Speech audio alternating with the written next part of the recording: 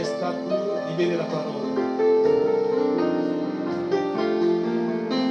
Nous disons plus de toi,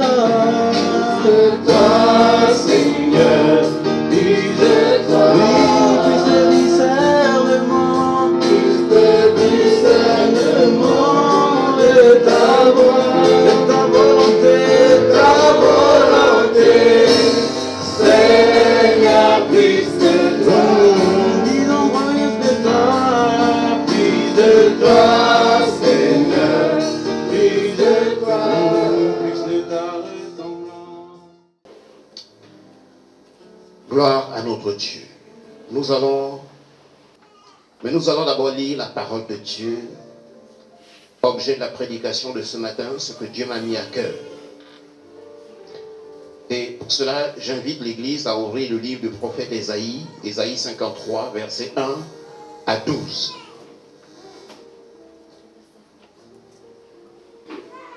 Le livre d'Ésaïe, c'est dans l'Ancien Testament. Ésaïe, chapitre 53.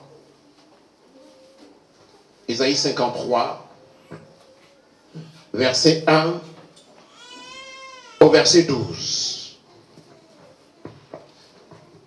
Par la même occasion, je salue dans le nom de Jésus-Christ les personnes qui nous visitent pour la première fois, tout en les invitant à se tenir debout pour honorer la lecture de la parole de Dieu. C'est dans le livre du prophète Ésaïe. Si tu n'as pas la Bible, ce n'est pas bien grave. Il y a des écrits qui paraîtront à l'écran, mais pour l'avenir, il serait souhaitable que tu te procures une Bible, le livre royal des Hébreux. C'est le livre des livres.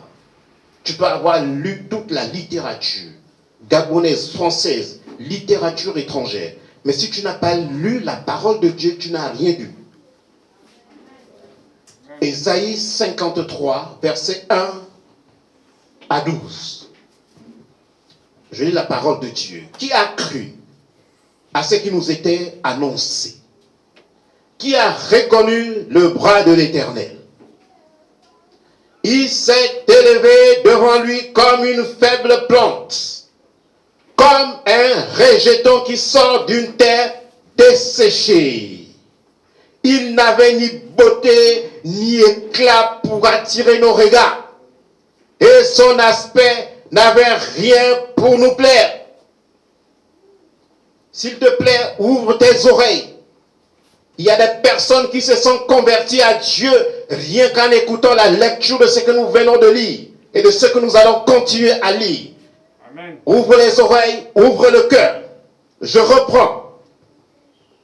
Qui a cru à ce qui nous était annoncé? Qui a reconnu le bras de l'Éternel?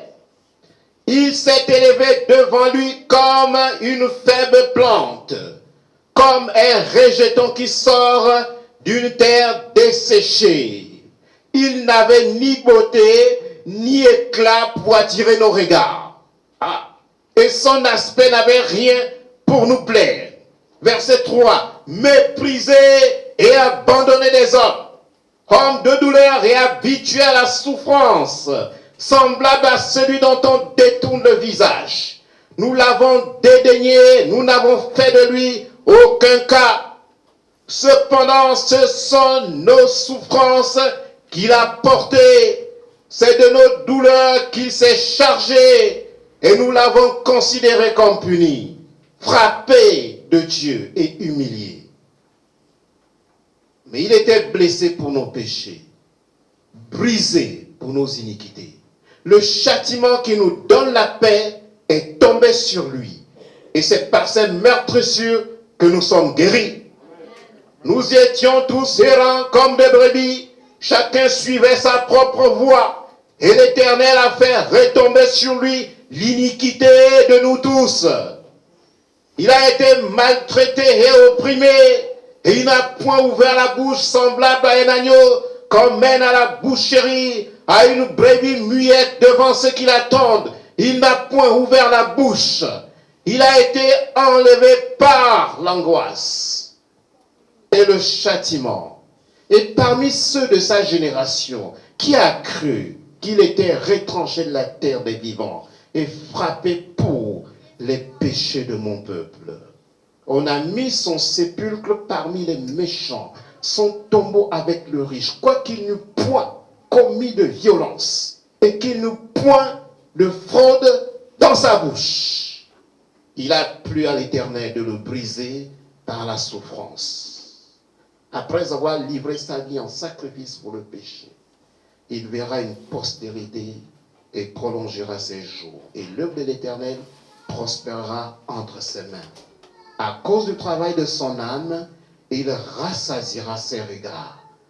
Par sa connaissance, mon serviteur juste justifiera beaucoup d'hommes et il se chargera de leurs iniquités. C'est pourquoi je lui donnerai sa part avec les grands. Il partagera le butin avec les puissants parce qu'il s'est livré lui-même à la mort et qu'il a été mis au nombre des malfaiteurs parce qu'il a porté les péchés de beaucoup d'hommes et qu'il a intercédé pour les coupables. Notre Père, notre Dieu, Seigneur, cette parole nous interpelle. Tu es celui qui intercède pour les coupables. Nous avons certainement péché, Seigneur. Si ce n'est pas en pensée, c'est en parole. Si ce n'est pas par action, c'est par omission. Mais nous réalisons et nous comprenons, Seigneur, la profondeur de ce texte que nous venons de lire publiquement. Selon qu'il est écrit, heureux celui qui lit et ceux qui écoutent les paroles de la prophétie. Car c'est une prophétie, Seigneur, qui a été dite par Ésaïe le prophète et qui s'est accomplie en notre faveur. Nous sommes dans la joie ce matin, notre Père et notre Dieu, parce que nous savons que cette prophétie, nous sommes au bénéfice, notre Père. Nous te bénissons, nous te glorifions. Merci pour ta présence. Que toute la gloire, Père, l'honneur et la louange te reviennent. Au nom de Jésus-Christ, nous avons prié. Amen. Amen. Gloire à Dieu. Avant de commencer à dire ce que Dieu a mis dans mon cœur, au sujet de ce que je viens de lire et que nous avons lu ensemble, j'aimerais lire un mot à l'endroit des nouveaux. C'est-à-dire, c'est ton premier culte. Ou peut-être ton deuxième culte. Ou peut-être ton troisième. Je veux dire, il y a juste 6 mois que tu es là. Je suis heureux de t'accueillir au sein de cette communauté. Mais vous savez, lorsqu'on prêche la parole de Dieu, il y a ce qu'on appelle le lait.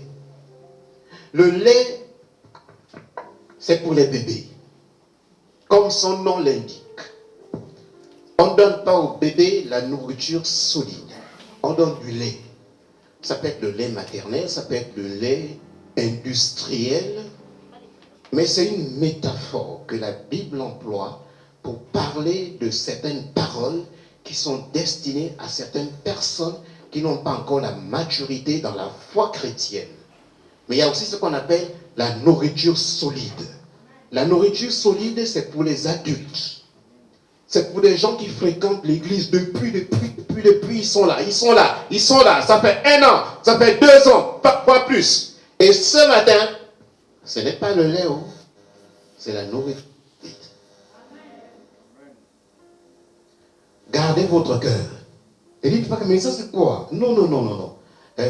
Vous savez, la parole de Dieu n'est pas destinée à plaire. Ce n'est pas le but. Vous avez écouté cet homme-là. Je ne connais même pas son nom. Je sais que c'est un homme de Dieu. C'est le Saint-Esprit qui l'atteste dans mon cœur. Voilà pourquoi je demandais que cette projection soit faite. J'aurais pu ne pas le faire. Mais je sais discerner des hommes qui prêchent la vérité, parfois qui nous dérangent. Ce n'est pas le lait aujourd'hui. Même si vous avez vu les choses... nos péchés, oui, il a intercédé pour les... Oui, mais ce n'est pas le lait aujourd'hui. Mais dans la nourriture solide qui sera servie, gloire à Dieu. Peut-être que tu trouveras quelque chose pour toi. Parce que Dieu, il est souverain. Lui, il instruit quelqu'un. De tout temps, ça a toujours été comme ça. Ne cultive pas l'illusion d'entendre la voix de Dieu du haut du ciel. Tu ne l'entendras pas. Amen. Il utilise toujours un homme. Peut-être que tu méprises, mais il va quand même l'utiliser.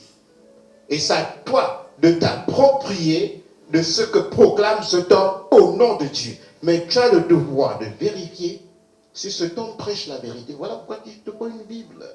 Ne reste pas à écouter les pasteurs, allez boire, allez boire, allez boire. Ils peuvent vous mentir aussi. Il faut que tu aies la Bible, que tu vérifies.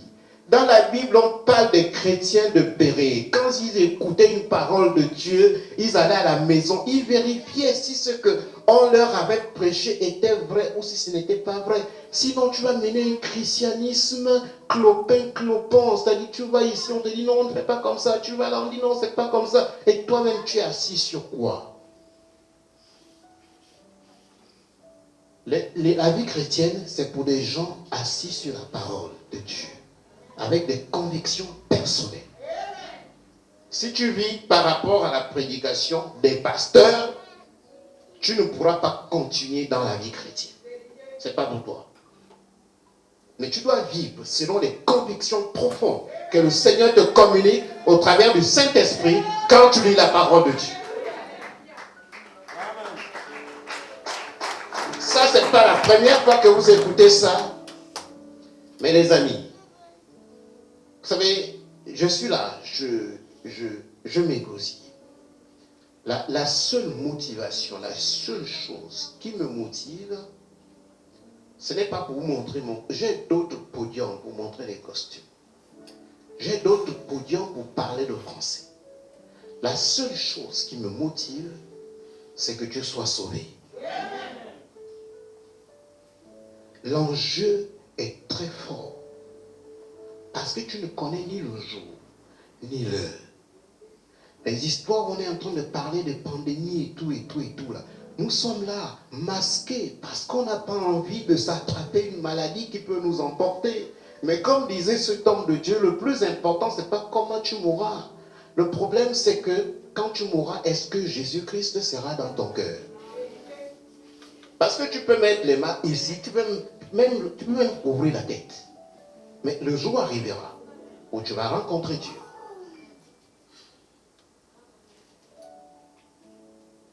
Il y a des gens qui avaient des masques juste des masques. Vous savez, tous les masques n'ont pas la même densité, la même consistance. Mais ce n'est pas ça. Si tu es encore debout là, c'est parce que Dieu veut que tu sois debout. Et Dieu a veillé sur ta vie. Voilà pourquoi tu es encore là. Tu respires. À cause de ça. Il y en a qui sont en train de respirer l'oxygène fabriqué, mais toi tu respires encore l'oxygène que Dieu te donne gratuitement. Il faut comprendre ça. C'est des choses que les païens ne peuvent pas discerner. Mais quand tu as le Saint-Esprit, tu dois réaliser que peut-être tu n'as jamais été en réanimation sous oxygène. Peut-être que tu ne réalises pas ça.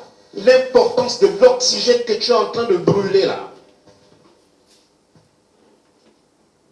Ah Seigneur, aide-nous à comprendre ce matin ce que tu veux nous enseigner. Accordez-moi un peu de temps s'il vous plaît. Le texte que nous venons de lire, c'est une déclaration prophétique qui a été faite par Ésaïe le prophète. Je l'ai dit, plusieurs années avant que Jésus-Christ ne naisse. Avant que Jésus-Christ ne naisse, il y avait déjà des écritures. Et ces écrits ont été l'œuvre de certaines personnes, dont le prophète Ésaïe. C'est que Dieu s'est saisi de cet homme pour proclamer les choses qui devaient se réaliser plusieurs années après. Et la prophétie s'est réalisée plusieurs années après. Mais Ésaïe nous enseigne beaucoup de choses. Le dimanche dernier, nous avons parlé du contentement. Le contentement, c'est-à-dire apprendre à être content de l'état dans lequel tu es. C'est-à-dire, tu sais vivre avec beaucoup de moyens, tu sais vivre aussi avec peu de moyens. C'est-à-dire, le jour où tu as mangé, tu manges. Quand tu n'as pas mangé, tu dis gloire à Dieu. Seigneur, je sais que tu nourris les oiseaux du ciel. C'est ça le contentement. Mais à côté du contentement, il y a aussi ce qu'on appelle le brisement. Mais souvent, les gens aiment beaucoup plus le contentement, mais ils refusent le brisement. Tu ne peux pas être chrétien sans passer par le brisement. Écoute-moi ce matin. Va voir n'importe quel pasteur, n'importe qui que tu veux. Fléchis les genoux. Demande à Dieu. Tu ne peux pas vivre la vie chrétienne si tu refuses d'être brisé. La Bible dit, le disciple n'est pas plus grand que le maître. Mais tout disciple accompli sera comme son maître. Et le maître, celui que tu es censé prier ce matin. Je suppose que tu es venu ce matin pour suivre Jésus. La lecture que nous venons de faire parle de lui. Il est passé par le brisement. Avant le trône, il y a d'abord la croix.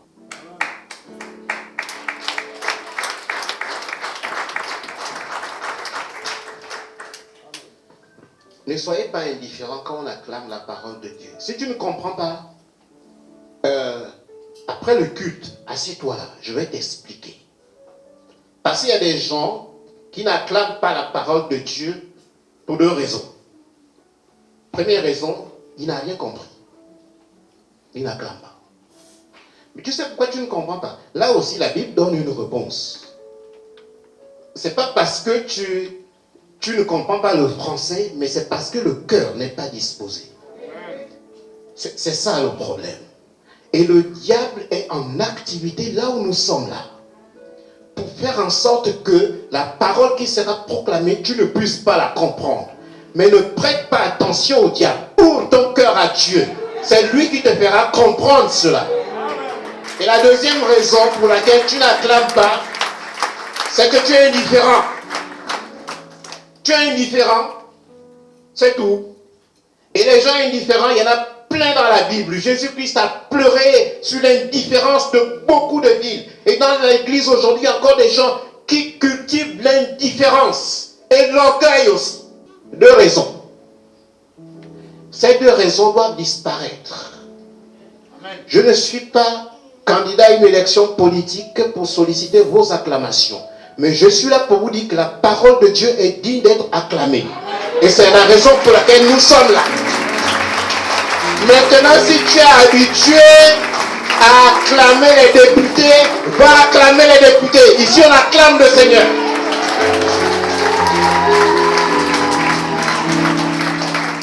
De toute ma vie, je n'ai jamais acclamé un député. Rien du tout. Je vais m'inscrire dans la vision des hommes de Dieu qui ont donné leur vie au Seigneur. Quoi qu'il arrive. Le mot chrétien là, si on te demande, tu es de quelle religion? Tu vas dire, je suis chrétien. Le mot chrétien dans la Bible, ce n'est pas les gens qui se sont autoproclamés chrétiens. Le 21e siècle, là, les gens s'autoproclament chrétiens. Mais qui t'a dit que tu es chrétien? Qui te l'a dit? Qui t'a dit ce mensonge? Le mot chrétien dans la Bible, ce ne sont pas les disciples qui se sont autoproclamés chrétiens.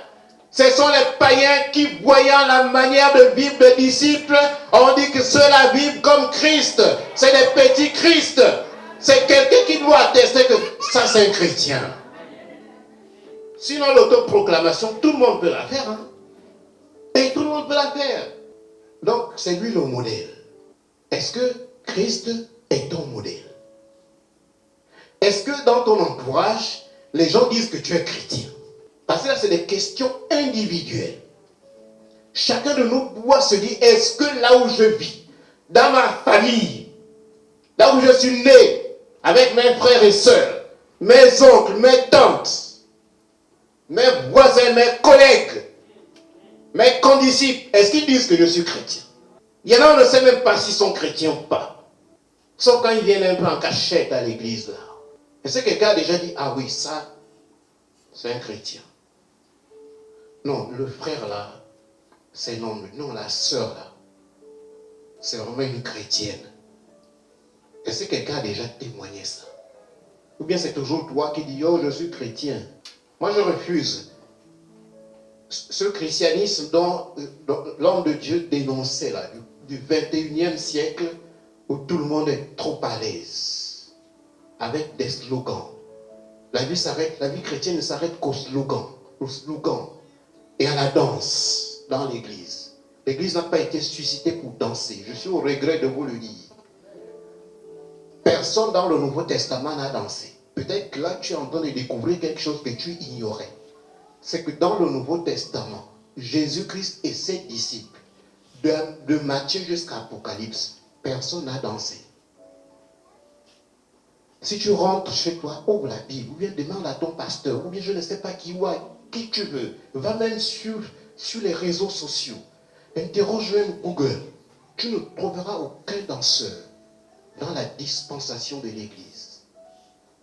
Je n'ai pas dit que c'est un problème, mais tu ne peux pas te limiter seulement à être un danseur et dire que tu es chrétien. Écoutez ce qu'on dit de Jésus-Christ. Là, vous allez m'écouter. Là, vous ne lisez plus avec moi. Verset 3. Méprisé et abandonné des hommes.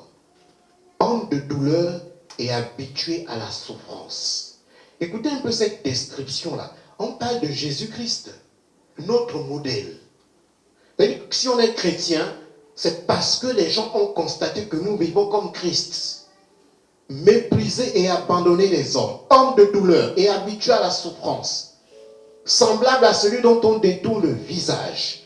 Nous l'avons dédaigné. Nous n'avons fait de lui aucun cas. Mais il était blessé pour nos péchés, brisé pour nos iniquités. Le brisement, le châtiment qui nous donne la paix est tombé sur lui et c'est par cette meurtrissure que nous sommes guéris. Écoutez ça, verset 7. Il a été maltraité et opprimé. Il n'a point ouvert la bouche. Ah Seigneur, quel jour! Vous savez, c'est peut-être un rôle difficile que le Seigneur m'a confié. Venez parler ici. Un rôle que plusieurs d'entre vous refusent. Je devais m'occuper que de ma vie. Il a dit ici qu'il a été maltraité et opprimé. Il n'a point ouvert la bouche. Est-ce que toi, quand on te maltraite et quand on t'opprime, ta bouche reste fermée? Il faut lire ça avec passion. Parce que c'est ça le problème. Peut-être même là où tu es là, tu dis, mais qu'est-ce qu'il a parlé comme ça aux gens? Mais Dieu va permettre que je te parle comme ça pour que tu apprennes à fermer la bouche. Tu vas apprendre à fermer la bouche parce que tu veux imiter ton Dieu. Celui que tu es censé imiter, Jésus-Christ. Ne m'imite pas. Je ne suis pas Dieu. Je ne suis pas digne d'être imité. Et je suis en train de vous lire là, celui qui est digne d'être imité. L'apôtre Paul dit, soyez mes imitateurs, comme moi-même je suis imitateur de Jésus-Christ. Semblable à un agneau qu'on mène à la boucherie, à une brebis muette, devant ceux qui l'attendent. Il n'a pas ouvert la bouche. Oh. Donc les brebis n'ouvrent pas la bouche devant ceux qui l'attendent, qui les tondent. Oui. Verset 10. Il a plu à l'Éternel de le briser par la souffrance. Après avoir livré sa vie en sacrifice pour le péché, il verra une postérité et prolongera ses jours. Et l'œuvre de l'Éternel prospérera entre ses mains. Vous savez, le contentement, comme le brisement. Voilà pourquoi il ne faut pas manquer les cultes. Parce que là, quand je parle de contentement, toi qui n'étais pas là, je ne m'adresse pas aux nouveaux. Je parle des gens qui aiment s'absenter là. Tu n'as pas écouté ce que le Seigneur nous a enseigné ici à l'église sur le contentement. Là, tu vas avoir juste un seul pied, le brisement. Ah, il te faut les deux pieds. Le contentement, oui, mais le brisement également. Je suis conscient, les amis, que les enseignements comme le brisement n'attirent pas les foules. Quand il était question de prêcher sur le contentement, vous étiez bien contents, les corbeilles étaient remplies, mais comme c'est le brisement, vous êtes imperturbables. Mais vous n'allez pas échapper au brisement si c'est cette communauté que vous avez choisie.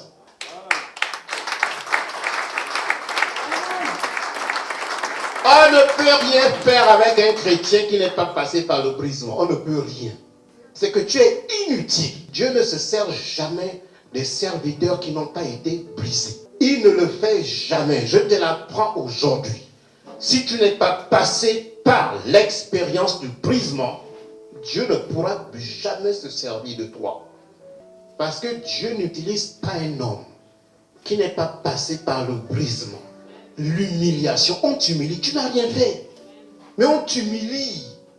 Tu dis, mon Dieu, mais j'ai fait quoi? Non, tu n'as rien fait. Jésus-Christ n'a rien fait. Parce que tu dis que tu es disciple de Jésus-Christ, non?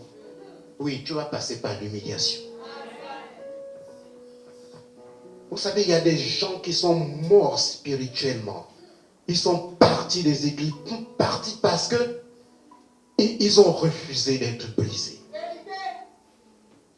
Laisse-moi te dire que chaque humiliation que tu es appelé à subir dans l'église, c'est comme un canal que Dieu creuse devant toi pour que sa vie coule en toi. Parce que, les amis, la vie chrétienne, c'est pas ce qu'on vous a dit là, les histoires. Voilà pourquoi c'est qu'on a dit, mais ça c'est quel évangile où même les païens sont très à l'aise. Toujours en train de parler des mariages, des ceux-ci, des ceux-là, des machins, des choses qu'on retrouve chez les païens. Des choses on n'a pas besoin d'être à l'église pour avoir ça. Il y a des gens qui travaillent, qui occupent de grands postes, qui sont des rosicruciens, des francs-maçons, des gens qui n'ont rien à voir avec Dieu, des gens qui font des enfants, ils n'ont rien à voir avec Dieu. L'église n'a pas été suscitée pour ça. Je suis désolé si je déçois tes espérances ce matin. Moi, je suis témoin pour te parler du brisement. Il faut accepter le brisement. Une vie brisée, c'est comme un parfum de bonne odeur qui monte jusqu'au trône de Dieu. C'est parfois on voit les gens avec le sourire jusqu'aux oreilles. Mais parfois, dans le lieu secret, ils pleurent. Tu vois là, tu penses que c'est la belle vie. Mais quand il se retrouve seul, derrière la porte, il est en train de pleurer. Arrêtons avec la vie chrétienne, bon marché là. C'est faux. Tu ne peux pas plaire à Dieu en restant entier. Il faut être brisé. La ressemblance au Seigneur passe par l'expérience du brisement. Je suis désolé de le dire, mais c'est cela. Je ne peux rien te dire d'autre chose ce matin. Vous savez, parfois, on constate que les gens n'ont pas de longévité dans les églises. Ça se balade. Moi, je suis resté 9 ans sans discontinuer dans l'église dont je vous parle. L'église de mon pasteur. 9 ans. Les 2 premiers mois, j'avais toutes les bonnes raisons de partir. Je ne suis pas un esclave. Je suis resté 9 ans sous le feu du brisement. Mais c'est aujourd'hui que je réalise que Dieu a permis que je passe par là pour une seule raison. Pour que toi, tu puisses être là ce matin pour écouter la parole de Dieu. Sinon, rien ne se serait fait. Les choses de l'église ne m'intéressaient pas. À la limite, aller s'asseoir, j'écoute. Après, je démarre ma voiture, je suis parti. Ça ne m'intéressait pas. Vous savez, l'église aurait dégagé une autre odeur si tout le monde acceptait le brisement. Même les pasteurs. Parce que vous savez, même l'affaire de pasteur, là, le jour, si on enlevait l'affaire de l'argent dans le ministère pastoral, vous allez voir, il y aura plus de la moitié qui ne seront plus pasteurs. Je vous le dis, hein. On dit à l'église, on ne donne plus rien, il n'y a pas les dîmes, il n'y a pas les offrandes. Le pasteur ne prend même pas un centime. Il vient simplement parce qu'il est un instrument de Dieu. Le nombre de pasteurs va être divisé par 2. Quand ils sont passés, oh non, il est maintenant sénateur, il veut maintenant être sénateur. Dieu peut utiliser son serviteur pour amener la croix dans ta vie. La croix. Arrêtez ce slogan d'amour. Dieu est amour, Dieu est amour. Mais le Dieu qui te brise, c'est l'expression même infinie de l'amour de Dieu, parce qu'en définitive, il veut qu'un jour, tu puisses le rencontrer et qu'il te dise, bon et fidèle serviteur, rentre dans la joie de ton maître. Moi, j'ai écouté cette semaine-là, toujours les slogans sur l'amour. Oh non, Dieu a dit, aimez-vous les uns les autres. Dans des choses où on ne peut même pas dire ça. Vous êtes là, vous savez de quoi je parle. Des choses inacceptables. Mais on veut se cacher derrière l'amour. L'amour, c'est pas comme ça. L'amour sans la croix, c'est une séduction. L'amour sans la croix, c'est une séduction. Tu sais, si ton enfant fait mal, tu n'as pas dit au nom de l'amour, je ne vais pas lui faire la remarque. Que Dieu a dit aimez-vous les uns les autres. Tu es un parent irresponsable. Mais l'expression de ton amour pour ton enfant va se manifester par le fait que tu peux même corriger l'enfant. Mais la correction que tu infliges à l'enfant n'est en aucun cas la haine que tu éprouves pour l'enfant. Pas du tout. Il faut accepter d'être brisé. Accepter ça.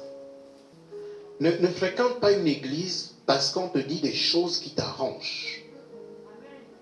Amen. Ne fais pas ça. Tu es en train de te détruire toi-même. C'est comme si tu souffrais de diabète et on te donne des bonbons à sucer tous les jours. C'est sucré, mais ça te détruit.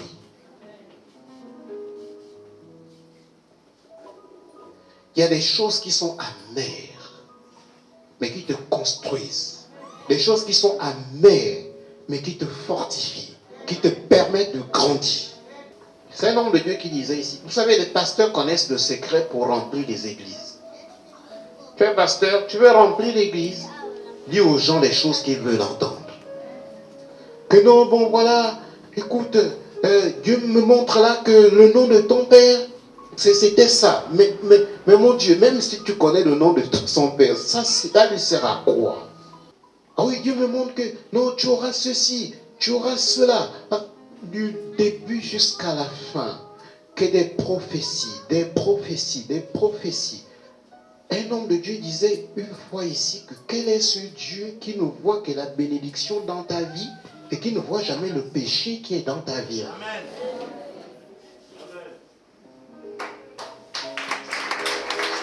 Peut-être toi-même tu le sais.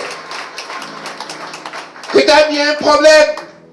Chacun de nous connaît son problème. Là où nous sommes là où nous sommes assis là, chacun connaît son problème vis-à-vis de la sainteté de Dieu.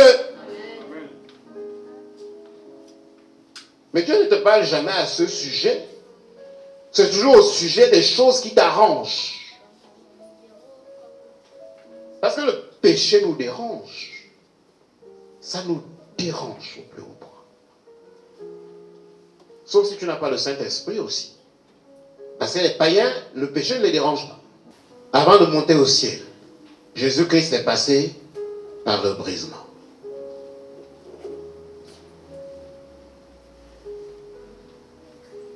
Ce christianisme où les gens veulent être couronnés, mais ils refusent de passer par le brisement, ce n'est pas le christianisme de la Bible, c'est un autre christianisme. Beaucoup de gens meurent spirituellement en quittant l'assemblée parce qu'ils ont été contrariés. Il va à la maison en train de errer, comme le peuple qui errait dans le désert. Et beaucoup en sont morts dans le désert. Tu quittes l'assemblée des saints parce qu'une parole ne t'a pas arrangé. Mais Dieu a suscité cette parole peut-être à dessein pour pouvoir te sortir de ta zone de sécurité pour que tu grandisses spirituellement. Mais toi, tu dis, moi ne me fais pas ça. Et tu t'en vas. Et tu crois que tu as remporté la victoire. Mais tu as marqué un but contre ton camp. Et tu commences à aller errer partout. Jusqu'à ce que tu trouves la mort. La mort spirituelle précède toujours la mort physique. Parce que le diable œuvre. Hein? Le diable œuvre, les amis. Le diable ne veut pas que nous soyons maintenus dans les rangs. Le diable continue à œuvrer là. Même quand tu t'es levé le matin pour venir à l'église, c'est un combat qui a eu lieu dans le ciel. Parce que le diable voulait que tu dors, Dieu voulait que tu sois présent. On est dans les choses spirituelles. Petite contrariété. Oh non, non, non, moi ne me fais pas ça. Mais à Jésus-Christ, on a fait ça. Mais toi, tu es qui? Le manque de vocation dans notre communauté vient du fait que les gens ne sont pas encore passés par le brisement. Parce que Dieu n'utilise pas quelqu'un qui n'est pas passé par le brisement. Là, tu cherches maintenant à te comparer au pasteur. Mais lui aussi, mais tu sais par quel chemin le pasteur est passé avant d'être là où il est. L'apôtre Paul, avant d'être celui qui a écrit plus de la moitié du Nouveau Testament, il a été brisé, humilié sur le chemin de Damas. Ce n'était pas n'importe qui. C'était un intellectuel de haut vol, l'apôtre Paul, dont on parle dans la Bible. Tout ce que je dis là, je n'ai pas appris ça dans les livres d'histoire ou de philosophie. C'est écrit dans la Bible. Si tu ne trouves pas ça, viens me voir. Tu dis, pasteur, vous avez lu ça où? Cet homme est même dans la Bible en train de discuter avec des philosophes stoïciens et épicuriens. C'est des doctrines philosophiques qu'on étudie à l'université. C'est écrit là-dedans. Il discutait avec les stoïciens et les épicuriens. C'était un intellectuel pur sang. Il a été humilié sur le chemin de Damas. Saul, Saul, pourquoi me persécutes-tu? Qui es-tu, Seigneur? Je suis Jésus que tu persécutes. Il te sera dur de régimber contre les aiguillons. Trop de gens régimbent dans l'église pour des petites choses qui sont sans pareil avec le salut que Dieu t'accorde. Parfois on désigne le diacre, on ne t'a pas désigné diacre. Il faut aller féliciter les autres. Dieu peut permettre des situations comme ça juste pour tester ton humilité. Pour tester ta persévérance, ton endurance, ton attachement à Dieu. Personne n'ira au ciel parce qu'il était diacre. Les gens iront au ciel parce qu'ils ont plu à Dieu.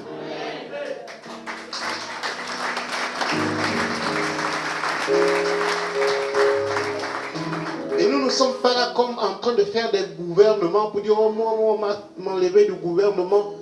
Ce n'est pas le but. Nous sommes des citoyens du ciel, nous ne sommes pas les citoyens de ce monde. C'est l'apôtre Paul dont je parle, qui disait plus tard aux Galates. Il dit, j'ai été crucifié avec Christ. C'est écrit comme ça dans la Bible. Il dit, j'ai été crucifié avec Christ. Est-ce que tu as été crucifié avec Christ? Après il dit, et si je vis, ce n'est plus moi qui vis, mais c'est Christ qui vit en moi. Voici des versets sur lesquels tu dois t'apaisantir. C'est un homme de même nature que toi et moi, qui dit, j'ai été crucifié avec Christ. Il dit, si je vis, ce n'est plus moi qui vis, c'est Jésus-Christ qui vit en moi. Tout le monde revendique son appartenance à Jésus, tout en refusant d'être crucifié. Et l'Église tourne en rond.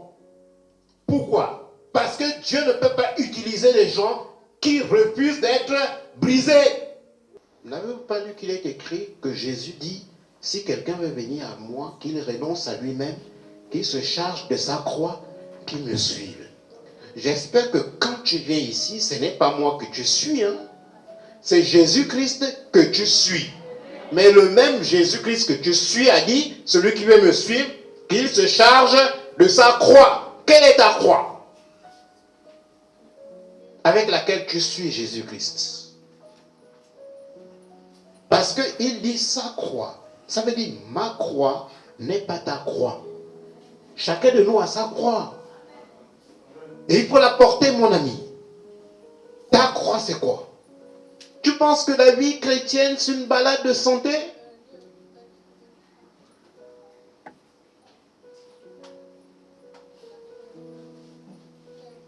Arrêtons avec ce faux christianisme.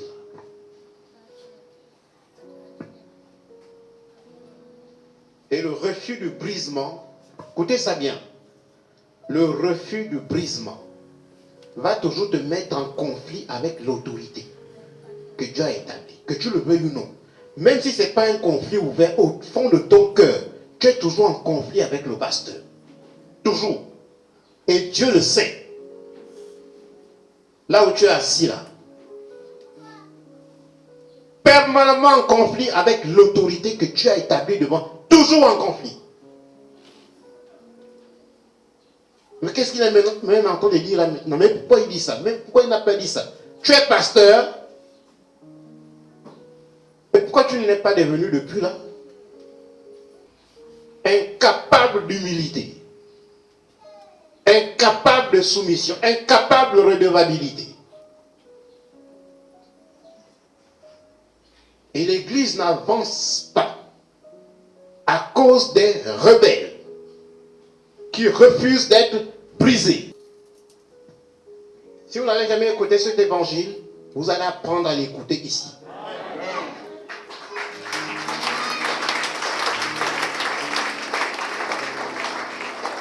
C'est biblique? Oui, c'est biblique. La Bible parle d'un homme que Jésus-Christ présente comme étant le plus grand de tous les hommes. Il s'appelait Jean le Baptiste. Lorsqu'il commence son ministère dans le désert de Judée, c'était le cousin de notre Seigneur Jésus-Christ. Il est né d'Élisabeth. Quand il prêche la parole aux pharisiens, il leur dit: race de vipères, qui vous a appris à fuir la colère à venir? Produisez donc du fruit digne de repentance. Des trucs comme la repentance, on ne parle même plus ça dans les églises. Il dit race de vipères. On aurait pu le tuer, mais il a été même tué, décapité. Je ne cherche pas quelqu'un pour me décapiter, mais moi je vais prêcher la vérité. Que tu le veuilles ou non. Maintenant, si tu veux me décapiter, décapite-moi. Vous savez, je suis tellement conscient que le message dont je suis porteur, je rendrai compte à Dieu de la qualité de ce message. Et je le prêcherai aussi longtemps que celui qui m'a appelé est assis sur son trône. Il faut que l'Église grandisse. Il faut que les gens sachent pourquoi ils sont là. Il faut que les gens soient bousculés dans leur zone de sécurité. L'Église, ce n'est pas un parti politique. Ce sont des hommes et des femmes épris de Jésus-Christ qui veulent marcher avec lui, qui vont peut-être pleurer, mais pleurer dans la présence de Dieu. Et plus tu pleures, plus tu te rapproches de Dieu. Parce que tu auras besoin d'un consolateur. Les hommes sont incapables de consoler. Même celui qui te console, il a d'autres idées derrière la tête. Mais Dieu console comme tu dois être consolé. Il y a des situations que Dieu permet pour que tu puisses t'éloigner d'un homme pour se rapprocher de lui. Il a été maltraité et opprimé. Il n'a point ouvert la bouche. Semblable à un agneau qu'on mène à la boucherie, à une brebis muette. Devant ceux qui l'attendent, il n'a point ouvert la bouche. Dieu ne pourra jamais t'utiliser si tu n'acceptes pas le brisement. Jamais. Je te le dis aujourd'hui. La preuve en est que tu n'as toujours pas décollé. Tu es toujours assis depuis des années et des années et des années. Non, Dieu ne m'a pas encore dit ce que je dois faire. Mais tu penses que Dieu va apparaître devant toi dans un buisson ardent pour te dire ce que tu vas faire? Que à cause de Jésus-Christ, à cause de l'œuvre accomplie, à cause de l'expérience du brisement, je ne peux pas me radicaliser. Sans ça, je n'ai rien à gagner, à céder dans une position de principe. À chaque fois, tu dis: ah Seigneur, qu'est-ce que tu me dis là? Oui, Seigneur, tu dis: Seigneur, c'est vrai, à cause de toi, je vais faire ça. Seigneur, à cause de toi, je vais faire ça. Seigneur, à cause de toi, je ne vais pas parler. Je vais m'aider. Seigneur, à cause de toi, je vais me lever. Seigneur, à cause de toi, et je suis là devant vous aujourd'hui à cause de Jésus-Christ. Je ne serai pas là. Parce que quand j'aurai fini de prêcher, après j'aurai laissé aller à cause de Jésus-Christ. Rien d'autre. Si tu as eu l'occasion de connaître des pasteurs qui se sont présentés devant les brebis pour montrer leurs chaussures, pour montrer leurs habits, pour pour prendre de l'argent, ce n'est pas le cas là. Ce n'est pas le cas. Vous savez, les brebis. Vous avez les brebis, non? Les brebis du Seigneur. Les brebis, ce sont des animaux qui donnent beaucoup. Écoutez ça bien. Les brebis. Parce que c'est une image. Les brebis sont des animaux qui donnent beaucoup sans rien réclamer en retour. Vous savez ce qu'ils donnent? Ils donnent la laine. Vous connaissez la laine? On fabrique les habits avec. Les brebis donnent encore la peau. Les brebis donnent le lait. Vous savez que le lait, on tire ça. Les brebis donnent encore quoi? Ils donnent même de leur viande. La brebis donne beaucoup, sans réclamer grand-chose en retour. Toi, tu es brebis du Seigneur, tu donnes quoi? Tu revendiques que tu es une brebis du Seigneur. Quand j'ai dit, vous êtes des brebis du Seigneur, vous avez dit oui. Qu'est-ce que tu donnes?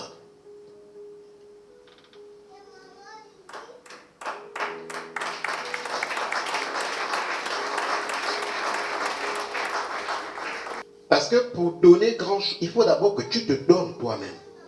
Parce que Dieu n'a pas besoin de ce que tu as. Dieu a besoin de ce que tu es d'abord.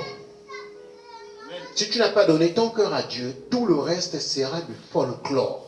Il a plu à l'Éternel de le briser par la souffrance, après avoir livré sa vie en sacrifice pour le péché. Il verra une postérité et prolongera ses jours, et l'œuvre de l'Éternel prospérera entre ses mains. À cause du travail de son âme, il rassasiera ses regards. Par sa connaissance, mon serviteur juste justifiera beaucoup d'hommes, et il se chargera de leurs iniquités. C'est pourquoi je lui donnerai sa part avec les grands. Il partagera le butin avec les puissants, parce qu'il s'est livré lui-même à la mort, et qu'il a été mis au nombre des malfaiteurs, parce qu'il a porté les péchés de beaucoup d'hommes, qu'il a intercédé pour les coupables. Après le brisement, c'est l'élévation. Je vous prie de comprendre ça. Tu ne peux pas être élevé si tu n'as pas encore été brisé. Tu cherches l'élévation. Vous savez, le système du monde n'a rien à voir avec les plans de Dieu. Dans le monde, c'est celui qui piétine les autres qui s'élève. Dans le Seigneur, c'est celui qui sert les autres qui est plus grand. C'est des systèmes différents.